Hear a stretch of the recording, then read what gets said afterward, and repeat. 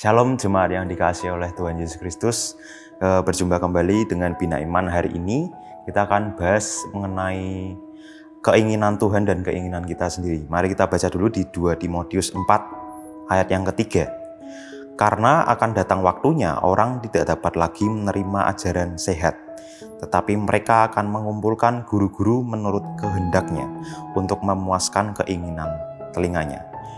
Nah, ini relate banget dengan aku sendiri juga, karena kita sebagai orang muda biasanya pengen mendengarkan orang-orang yang sukses di dunia gitu ya.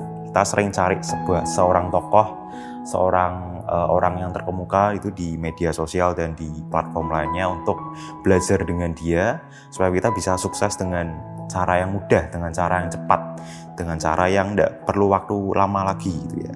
Nah, di situ kita lupa bahwa yang namanya proses itu harus ada gitu ya. Makanya kita mengandalkan segala cara bagaimana caranya supaya kita bisa meraih tujuan yang kita mau, yaitu kesuksesan itu sendiri. Dengan pakai cara-cara yang instan, cara-cara yang tidak berkenan di hadapan Tuhan dan sebagainya. Nah, di situ seringkali membuat kita capek sendiri. Kita mendengarkan orang yang sukses secara materialistis, kita mendengarkan orang yang sukses dalam karirnya, orang yang sukses dalam segala hal itu, tapi itu seringkali membuat kita capek sendiri. Kita merasa capek, roh kita tidak penuh, pikiran kita juga kemana-mana, dan kadang juga merendahkan diri kita sendiri bahwa aku kok tidak mampu, aku kok tidak bisa jadi seperti orang ini, kok aku tidak bisa melakukan apa yang orang ini lakukan juga. Nah, itu yang seringkali membutakan kita terhadap apa yang sebetulnya Tuhan inginkan dalam hidup kita. Nah, kita selalu fokus sama keinginan yang kita mau. Kita pengen sukses, kita pengen punya karir yang tinggi, pengen punya uang yang banyak dan sebagainya. Tapi kita lupa bahwa sebetulnya Tuhan punya rencana sendiri. Tuhan punya rencana yang sudah ada di dalam diri kita masing-masing gitu. Nah, di ayat berikutnya, ayat yang keempat, mereka akan memalingkan telinganya dari kebenaran dan membukanya bagi dongeng. Nah, di ayat ini ditekankan lagi bahwa kalau kita mengikuti ajaran yang tidak sehat tadi, kita akan semakin lupa bahwa ada kebenaran yang sebetulnya itu sumber dari segalanya.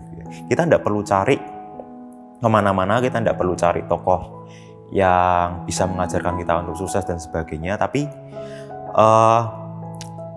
kita hanya perlu cari yang namanya keinginan Tuhan itu sendiri aja. Tapi bukan berarti keinginan kita belum sama dengan keinginan Tuhan seperti itu. Makanya kita perlu cari dulu. Nah, di ayat berikutnya ini adalah solusinya, yaitu ayat 5, tetapi kuasailah dirimu dalam segala hal, sabarlah menderita, lakukan pekerjaan pemberita Injil dan tunaikanlah tugas pelayananmu. Nah, mari kita belajar untuk kontrol diri kita masing-masing, menguasai diri kita dalam segala hal, dalam pekerjaan, dalam studi kita, dalam karir kita, dalam segala hal yang kita lakukan.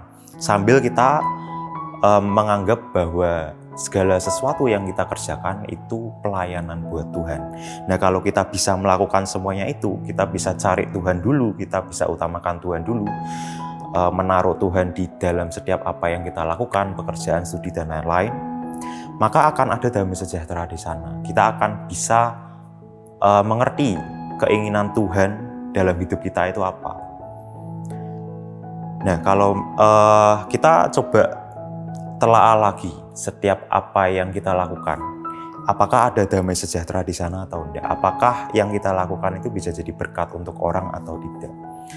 Kalau memang ada, berarti itu bagus. Kita sudah tahu dan kita sudah melakukan apa yang Tuhan inginkan. Tapi kalau misal belum, mari kita sama-sama belajar membedakan mana keinginan kita sendiri di dunia atau keinginan Tuhan kita di dunia. Karena ini dua hal yang berbeda dan nanti akan membawa kepada hal yang berbeda juga. Nah, mari kita belajar untuk cari dahulu kerajaannya, cari dahulu kebenarannya, maka semuanya akan ditambahkan. Pekerjaan akan disertai oleh Tuhan, studi kita akan disertai oleh Tuhan. Makanya pertama, jangan sampai kita salah mendengar ajaran yang tidak sehat, tapi tetap dengarkan ajaran-ajaran yang sehat, khotbah-khotbah yang baik, yang sesuai dengan firman Tuhan, sehingga hidup kita itu berkenan di hadapan Tuhan. Sekian Bina Iman kali ini. Tuhan Yesus memberkati.